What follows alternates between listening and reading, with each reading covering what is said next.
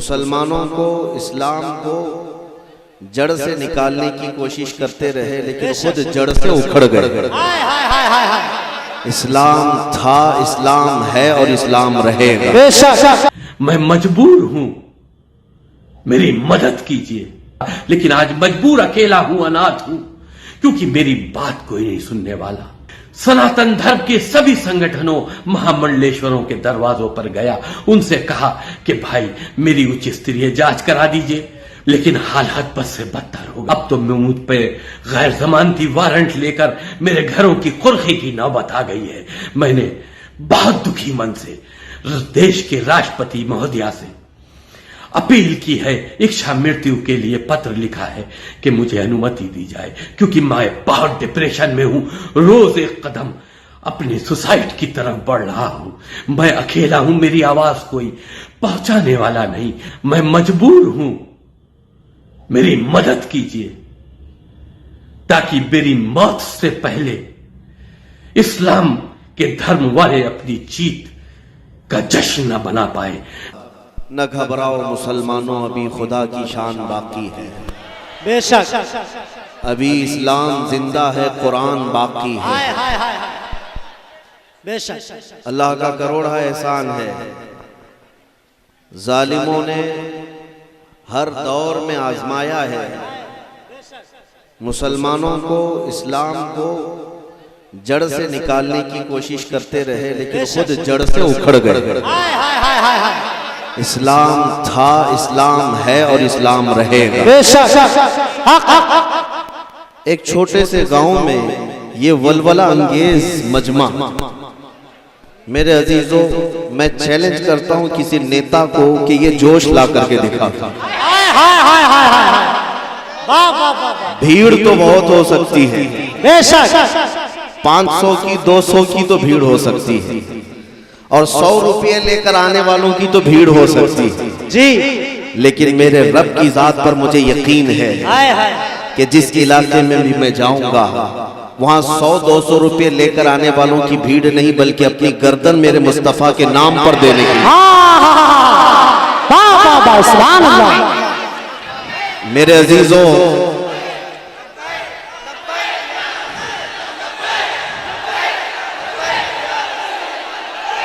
आला हजरत का ये फैजान है, आला हजरत का ये फैजान है कि जब जब इस्लाम और मेरे मुस्तफ़ा करीम के खिलाफ उंगलियां उठाने की कोशिश की जाती रही, और उतना ही जोश और उतना ही वलवला ईमान का मुसलमानों में बढ़ता गया। साल भर पहले मैं भी बहुत जलसे किया और देखा भी, लेकिन आज का हाल ये है कि उड़ीसा से लेकर कश्मीर तक और बंगाल से लेकर के आंध्रा तक, गुजरात से लेकर उत्तर प्रदेश तक, किसी भी इलाके से मैं गुजरूं तो आपका हाल तो जलसों का ये है कि बच्चा हो कि 80 साल का बूढ़ा हो, देखते ही वो फौरन जो नारा पुकारता है, लब्बैक या रसूल, लब्बैक या रसूल अल्लाह, लब्बैक या रसूल अल्लाह। ये नारा आया है, और फिर मैं ये बात भी कह करके जाता हूँ इस मिंबर पर, अल्लाह ने अगर किसी को 100 साल की जिंदगी दी तो 100 साल तक जिंदा रहने के बाद भी देख लेना, इस नारे में कोई कमजोरी नहीं है, इसी तरह जिंदा रहेगा। बेशक इंशाअल्लाह। इसलिए कि उन जालिमों को मैं कहता हूं, तुमने वो चिंगारी को भड़काया जो हमारी जान से ज्यादा अजीज। हाँ, हमारे हर चीज को छीना तो जा सकता है, इश्क़ मुस्तफा पर कोई हमला बर्दाश्त नहीं। हमारे साथ आपको मैं तारीख बताऊं, बगदाद को 5 मरतबा उजाड़ा गया है, 5 मरतबा ऐसा तबाह किया गया कि मुसलमानों के खून से दरियाए दजला लाल हो गया था। अल्लाह अकबर, अल्लाह। ट्यूनिस को, मिस्र को, लीबिया को, मराकश को इतनी मरतबा उजाड़ा गया, पूरा कत्ल गारत फिलिस्तीन में खून बहाया गया है जी। इराक का हाल आज भी यही है, शाम, यमन सब तोड़ करके तबाह कर दिए गए। हर सदी में, हर जमाने में मुसलमानों के जनाजों से जमीन गवाह है। लेकिन मैं आपको एक बात बता देता हूं, तारीख के बाब में लाखों कत्ल तो लिखे होंगे। बगदाद में हलाकू के जमाने में मुसलमानों की खोपड़ियों से एक मीनार बना दिया गया था, मीनार तामीर किया था। जुल्म इतना कर लिया इन लोगों ने दुनिया ने। और ये जो मॉब लिंचिंग कहते हो, ये आज की नहीं, मक्का वाले भी यही करते थे जी। बिलाल हबशी को पकड़कर मॉब लिंचिंग ही तो होती थी। कूफा वाले भी मॉब लिंचिंग करते थे जी। हर जमाने में होता रहा। लेकिन कान खोल करके सुन ले दूसरे लोग भी, और आंख खोल कर देख भी ले, हर जमाने में इस दरख्त को हिलाने की कोशिश की गई। कोशिश तो की गई जी। हो सकता है पत्ते झड़ गए हों, लेकिन इसकी जड़ तहत सरा में है। इस्लाम उस दरख्त का नाम है जिसकी जड़ें तहत सरा में और उसकी शाखें औजे सुरैया पर। इस्लाम तेरी नब्ज न डूबेगी हश्र तक, तेरी रगों में रवां खून है चार यार का। क्या बात है मुफ्ती साहब, मेरे अजीजों, अब थोड़ी देर तवज्जो के साथ आप समाप्त करें जी। करम थोड़ी देर जी। करम नबी करम सल्लल्लाहु तआला अलैहि वसल्लम की उम्मत में अल्लाह ने आपको पैदा किया, और कुरान में कहा कुंतुम खैरा उम्मतिन, तुम सबसे बेहतरीन उम्मत हो। सबसे बेहतरीन उम्मत हो जो लोगों के दरमियान निकाले गए। किस लिए? भाई तकरीर सुनना है तो ठीक है, नहीं तो मैं खुदा हाफिज कहता हूँ। अब नारे भी सब आखिर में लगा लेंगे आप, सब पूरा खत्म होने। मैं मैसेज देने के लिए आया हूँ। मैसेज अगर लेना है तो ठीक है, तवज्जो। अल्लाह ने आपको फरमाया खैर उम्मत हो तुम, सबसे बेहतरीन उम्मत हो। किस लिए? तामुरून बिल मारूफ, तुम अच्छाइयों का हुक्म देते हो। तन्हौना अनिल मुनकर, तुम बुराइयों से रोकते हो। वो तुमीनून बिल्लाह, और गैब से ना देखे हुए अल्लाह पर ईमान लाते हो। ये तुम्हारी सिफात अल्लाह ने कुरान में बयान किया। तुम सबसे बेहतरीन उम्मत हो। लेकिन क्या आज के हालात में बेहतरीन उम्मत का खिताब तुम्हारे साथ है या नहीं है? आज के हालात में क्या तुम अच्छाइयों का हुक्म दे रहे हो, बुराइयों से रोक रहे हो? बहुत सारे मामलात यहाँ आकर फंस गए मेरे अजीजों। आज जो दुनिया हम सब की तरफ टारगेट बनाकर देख रही है, उसकी कोई तो वजह होगी, कोई तो वजह होगी। एक जमाना ऐसा था कि इटली, डेनमार्क और यूरोप के बड़े बड़े बादशाहों के बेटे उलमाए इस्लाम के पास पढ़ने के लिए आते थे और फख्र करते थे कि हमने उलमा के पास तालीम हासिल की। गैर मुस्लिमों की बात कर रहा हूं। और आज तुम अमेरिका और यूरोप जाकर के फख्र करते हो। दौर इतना क्यों बदल गया? जमाना ऐसा क्यों हो गया? कोई तो वजह है मेरे अजीजों। वो कौन सी ताकत थी जिसको लेकर 313 निहत्ते बदर में उतरे थे, लेकिन 1000 से ज्यादा फौज पर भारी नजर आते थे? वो कौन सी ताकत थी जो कैसर और किसरा को धूल चटा दिया था? वो कौन सी ताकत थी जो सलाहुद्दीन को फातह बैतुल मुकद्दस बनाया था? वो कौन सी ताकत थी जो खालिद बिन वलीद को 125 जंगों में नॉन आउट बगैर किसी शिकस्त के फतह अता किया था? कौन सी ताकत थी? कोई तो ताकत थी जिसको आज हम खोए हुए हैं। कुरान कहता है अन्नबिय्यु औला बिल मुमिनीन मिन अनफुसिहिम। वो ताकत ये थी कि नबी मोमिनों से उनकी जान से ज्यादा करीब हैं, और मोमिन जब तक ये एहसास रखेंगे कि हमारा सब कुछ हमारा नबी है, उस वक्त वो ताकत हमारी वापस आ जाएगी। तुम बहुत दूर नहीं रहते बरेली से मेरे अजीजों। अगर बरेली की परछाइयां तुम पर नहीं पड़ी तो फिर बड़े अफसोस की बात है।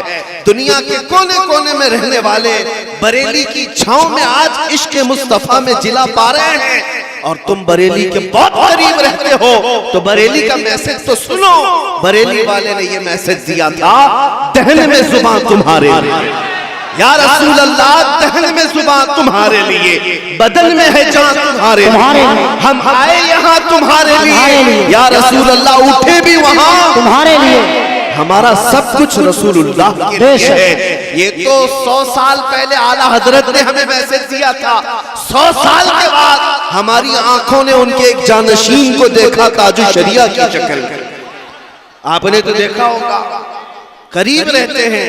ताजुश शरिया ने 100 साल के बाद भी हमें यही मैसेज दिया, जिंदगी ये नहीं है किसी की किसी के लिए, जिंदगी ये नहीं है किसी की किसी के लिए, जिंदगी है नबी की नबी के लिए। बेशक ना समझ मरते हैं जिंदगी के लिए, अरे जीना मरना है सब कुछ नबी के लिए। जिस दिन तुम्हारा ये एहसास हो जाएगा मैं जीऊंगा मेरे मुस्तफा के लिए जीऊंगा, फिर तुम्हारी सारी इज्जतें वापस आएंगी। कुरान पर तुम्हारा यकीन है या नहीं बताओ? हाथ मत उठाना बस। हम हाथ सिर्फ एक ही बात पर उठाते हैं। हाँ, हम हाथ वगैरह चंदा देने के लिए और मदीना जाने के लिए, मक्का जाने के लिए नाथखा हजरात तो उठवाते रहते हैं। हम तो सिर्फ इस बात पर हाथ उठवाते हैं कि कौन है मेरे नबी की इज्जत पर अपनी गर्दन देता है। बस तवज्जो तवज्जो। बात यह है कि तुम्हारा कुरान पर अकीदा है या नहीं है? कुरान पर अकीदा है। नबी पाक सल्लल्लाहु ताला अलैहि वसल्लम से सारी दुनिया से ज्यादा तुम्हें मोहब्बत है या नहीं है? अगर ये तमाम चीजें हैं मेरे अजीजों, कुरान पर अकीदा है, हुजूर से बेपनाह मोहब्बत है, तो आओ कुरान की सुनो। कुरान कहता है ला तहिनु वला तहज़नु व अंतुमुल अअलौन। तुम घबराओ मत, परेशान मत हो, तुम सबसे ज्यादा कामयाब रहोगे, सबसे ज्यादा। कुरान की बात कर रहा हूं, किसी इसकी उसकी नहीं। कुरान कह रहा है तुम कामयाब हो, तो क्या कुरान झूठा वादा करेगा? कुरान ने जो वादा किया है वो सच्चा वादा है। तुम्हारा अगर यकीन है तो कुरान से पूछो, ऐ कुरान तू कह रहा है हम सबसे ज्यादा कामयाब हैं, तो क्या कामयाबी इसी का नाम है कि हम दर दर की ठोकरें खा रहे हैं? आज हमारी मस्जिदें, हमारे माबदें, हमारे खानकाएं सब तबाह व बर्बाद की जा रही है।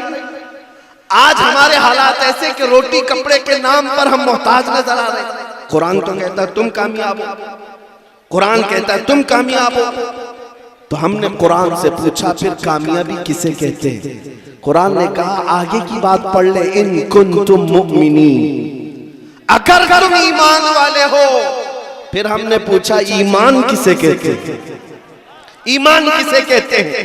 तो मौलाना साहब से पूछने की बजाय खुद रसूलुल्लाह से पूछते ईमान किसे कहते हैं।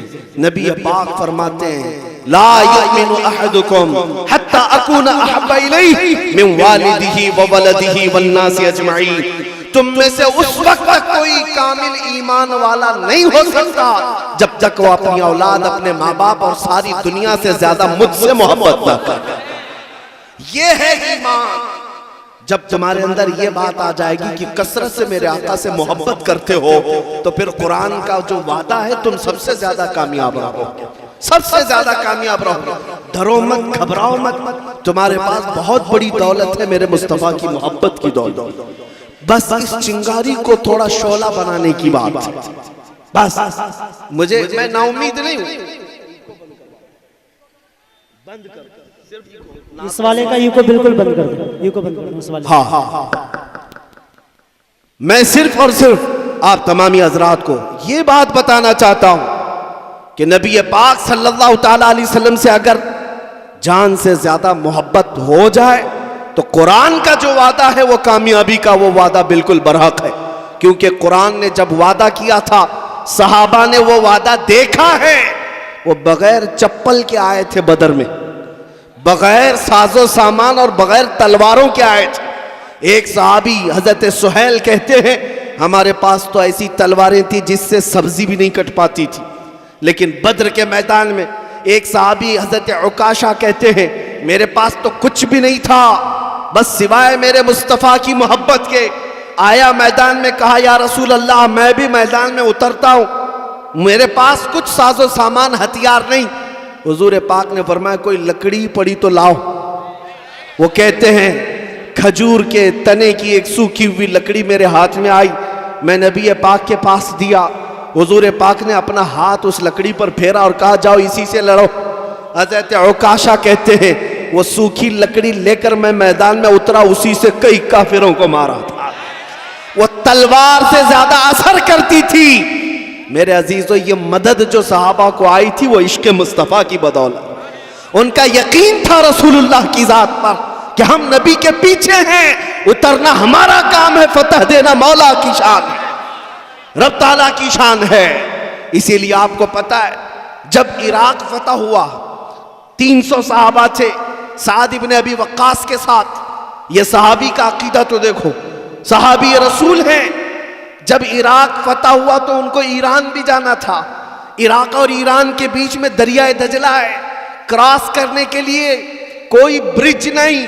ईरानी फौज ने सारे पुल तोड़ दिए थे कि कहीं ये मुसलमान इधर से क्रॉस करके आ ना जाए। सारे पुल तोड़ दिए।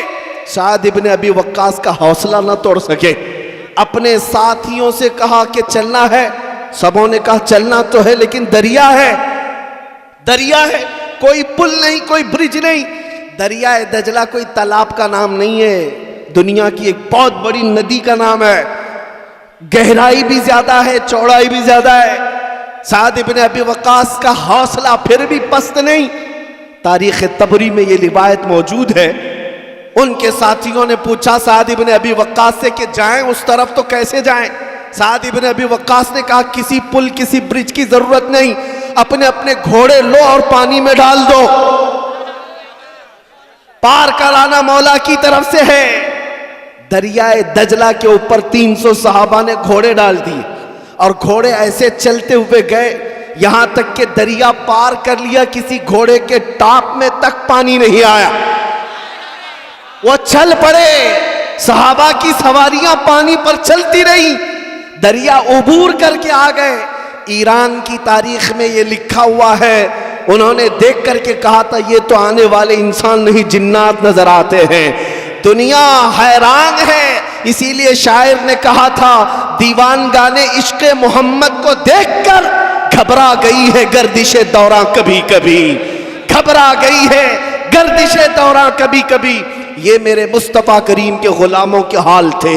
अगर वो पानी पर घोड़े डाल दे मौला उस पर खुश्की जैसा रास्ता पैदा करता है। तुम्हें पता है उमर इब्ने खत्ताब रज़ी अल्लाह ताला अन्हु का जमाना है। ये वही उमर इब्ने खत्ताब है जो कहते हैं बचपन में मैं 2 बकरियां नहीं संभाल पाता था, मेरे बाप मुझे मारा करते थे, घोंसे खाता था। लेकिन एक वक्त ऐसा आया मिस्र में जब इस्लामी हुकूमत आई, वहां एक बुरी रस्म, एक बुरा रिवाज चलता था। अम्र बिन आस जो गवर्नर थे मिस्र के, उन्होंने देखा दरियाए नील जो मिस्र में बहता है साल में एक मरतबा सूख जाता था। तो मिस्र के लोग एक 16-17 साल की हसीन लड़की को सजा करके संवार करके उस दरिया के भेंट चढ़ा देते थे, बलि चढ़ाते थे। उसका खून जब दरिया में डालते तो फिर दरियाए नील लबालब भर जाता था। यह उनकी बुरी रस्म, उनका बुरा रिवाज हर साल चलता था। जब इस्लाम वहां पर आया, लोगों ने अम्र बिन आस से कहा कि हमें एक लड़की ज़बह करके डालनी पड़ेगी, नहीं तो पानी ऊपर नहीं आएगा। अम्र बिन आस ने कहा मैं इसकी तो इजाजत नहीं दे सकता, इस्लाम इसके खिलाफ है। लेकिन आपने जब देखा कि हकीकत में पानी सूखने लग गया, दरियाए नील सूखने लग गया और नीचे चला गया, वो घबरा गए। क्या ये रस्म और रिवाज को जारी रखना पड़ेगा? क्या ये दरिया को बहाने के लिए, पानी को उछाल लाने के लिए ये बुरी रस्म को जिंदा रखना पड़ेगा?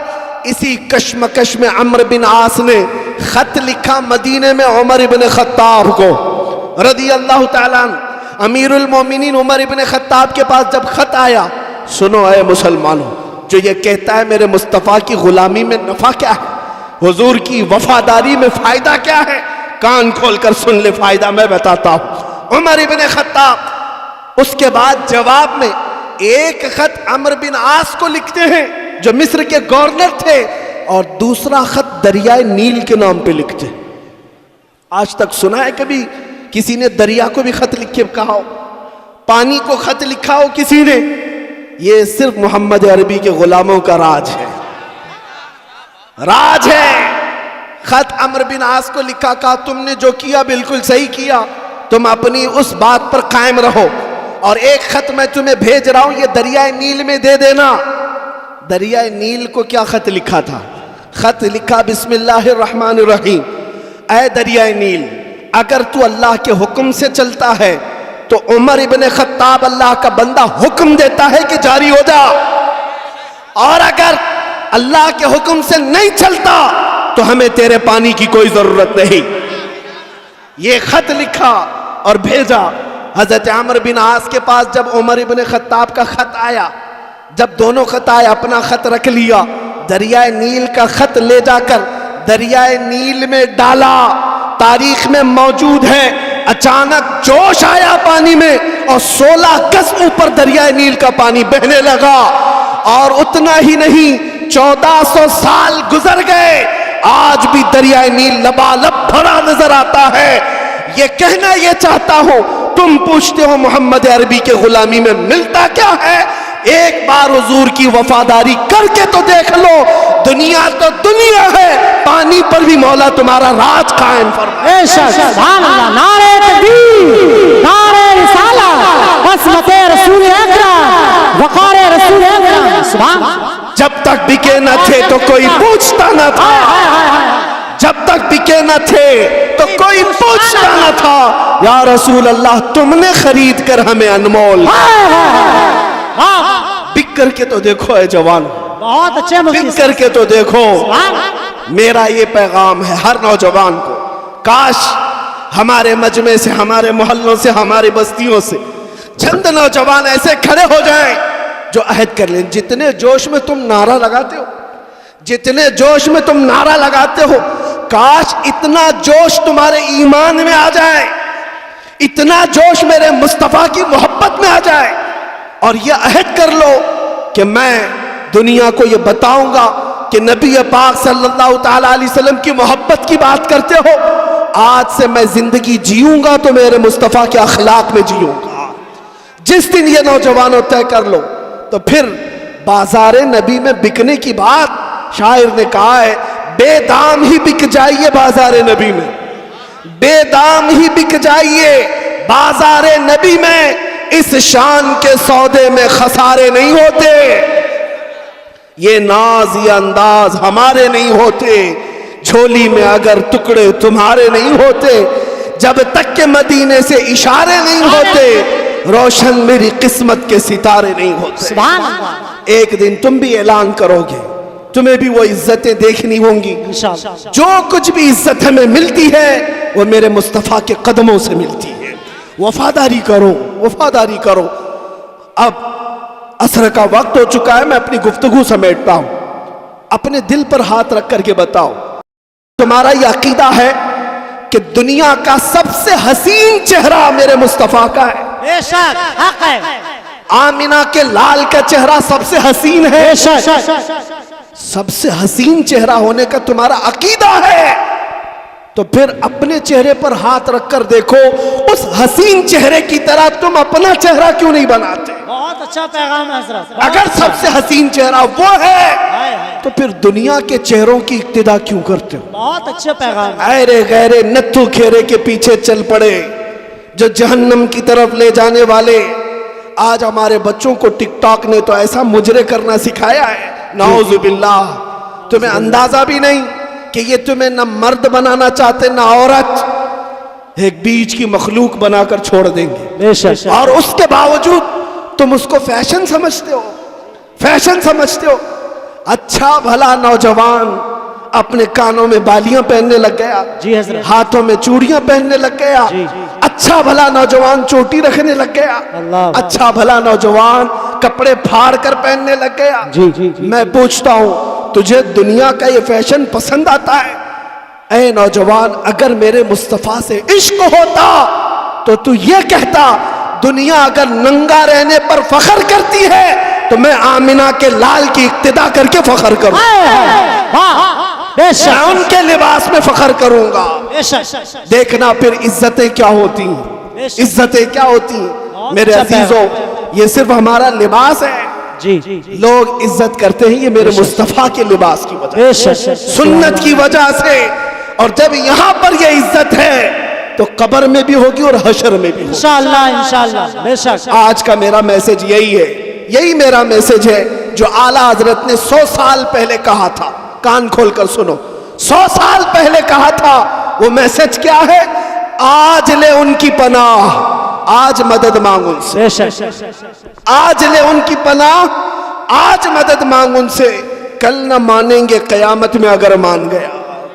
बस इसी पर जिंदा रहो कि हमें जीना है मेरे मुस्तफ़ा के अखलाक में जीना है और हुजूर पाक के अखलाक को जिंदा करके दिखाना है। मैं बार बार ये कहता हूं, कुछ नौजवानों को ये शर्म आती है, टोपी रखेंगे, दाढ़ी रखेंगे, लोग मुल्ला कहने लगेंगे। तुम्हें लोगों के तानों पर नहीं जीना है, तुम्हें अपने नबी के लिए जीना है। लोग कुछ नहीं कहते। और एक बात मैं आपको बताऊं, अरे दुनिया वालों को चोटी रखने पर शर्म नहीं आती, तुम्हें दाढ़ी रखने पर क्यों शर्म आती? बहुत अच्छा पैगाम है, बहुत अच्छा पैगाम, शर्म आती है। बहरहाल मेरे मुस्तफ़ा करीम सल्लल्लाहु ताला अलैहि वसल्लम के अखलाक की तरफ आओ, फिर दुनिया तुम्हें बताएगी। मैंने देखा है एक सहाबी रसूल हज़रत नुअमान, ये बहुत बड़े बादशाह के दरबार में गए। जब उस बादशाह को पता चला मोहम्मद अरबी सल्लल्लाहु अलैहि वसल्लम का एक सहाबी आ रहा है, उसने रेशम का कारपेट बिछाया और कुर्सी सोने की कलई की हुई, सोने की कलई की हुई कुर्सी बिछाया। हजरत नुअमान आए। दुनिया के इस चकाचौंध से कभी मेरे आका के गुलाम इस तरह दिल नहीं दे बैठते। आए और उस दरबार में अपनी छड़ी से उस रेशम के कालीन को फाड़ दिया और कहा मैं इस पर नहीं चलना चाहता। जी। फिर जब कुर्सी के पास आए, उसको ठोकर देकर गिरा दिया, कहा लकड़ी की कुर्सी पर बैठता हूं। बादशाह ने कहा अब तक ये एजाज मैंने किसी को नहीं दिया, तुम मोहम्मद अरबी के गुलाम हो, सहाबी हो, उनके तर्जुमान, उनके सफीर हो। मैंने रेशम का महंगा कालीन बिछाया और सोने की कलई की हुई कुर्सी बिछाया। उस सहाबी ने एक ही जवाब दिया, एक ही जवाब दिया, तेरी इज्जत, तेरा इज्जत करना अपनी जगह पर, मैं अगरचे मेरे मुस्तफा से दूर हूं, लेकिन रेशम मेरे मुस्तफा ने मर्दों के लिए हराम करार दिया और सोना मर्दों के लिए हराम करार दिया। जिसको मेरे नबी ने हराम किया है, उनका गुलाम कभी उसको अपना नहीं सकता, चाहे सामने बादशाहत ही क्यों ना आ जाए। इसीलिए हुजूर ताज शरिया ने फरमाया था, बुल हवस सुन, सीमो जर की बंदगी अच्छी नहीं। बुल हवस किसको कहते हैं? नफ्स का पुजारी, ख्वाहिशात के पीछे भागने वाला, इसको बुल हवस कहते हैं। और सीमो जर, सोना चांदी को, जो सोना चांदी के पीछे भाग रहे हैं, उनको हुजूर ताज शरिया ने फरमाया था, बुल हवस सुन, सीमो जर की बंदगी अच्छी नहीं, उनके दर की भीख अच्छी, सरवरी अच्छी नहीं। उनके दर की भीख अच्छी, सरवरी अच्छी नहीं। हमने नबी पाक के गुलामों को देखा है, जब उन्होंने दुनिया को ठुकराया है, सारी दुनिया मौला उनके कदमों में लाकर रखा है। आज मैं यही कहकर जाऊंगा, ऐ नौजवानों, जिंदगी बहुत कम है। हालात जिस तरह के यहाँ पर है, इसका एक ही हल है, एक ही हल है। जो हालात बिगड़ते जा रहे हैं, सख्त से सख्त होते जा रहे हैं, उसका एक ही हल है। तुम आज इस टेंशन में हो कि हमारी मस्जिदों का क्या होगा, हमारे मदरसों का क्या होगा, हमारी अजानों का क्या होगा, हमारी टोपियों दाढ़ियों का क्या होगा, तुम इसी टेंशन में हो। और लोग ये कहते हैं बच्चियों का हिजाब, औरतों के नकाब, ये शरीयत के मसाइल, हर दिन नई नई खबरें। इसका हल क्या है?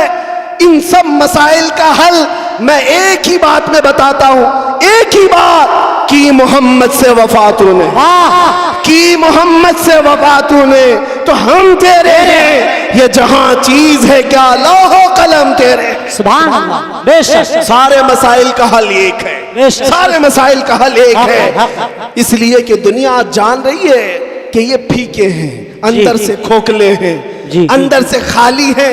अगर ये अपने नबी से मोहब्बत करते हैं तो इनको इनके नबी की सीरत क्यों नहीं मालूम?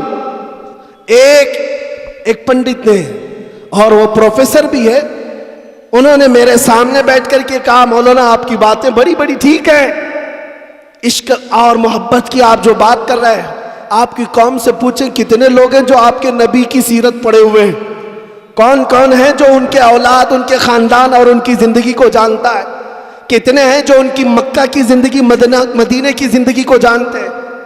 बात तो ठीक थी, इसीलिए दुनिया आज तुम्हारे ऊपर तुली हुई है कि है तो इनके सरों पर टोपियां, चेहरों पर दाढ़ियां और घरों पर मुसलमानी अलामात, लेकिन हकीकत में दिल शायद खाली नजर आता है या अमल से दूर है। इसलिए दुनिया को जवाब देने के लिए सड़क पर उतरकर एहतजाज नहीं, दुनिया को जवाब देने के लिए सिर्फ प्रोटेस्ट और धरना नहीं, बल्कि ये अहद करना है कि मैं मेरे मुस्तफा का दीवाना सिर्फ बाहर से नहीं दिल से भी नजर आऊंगा।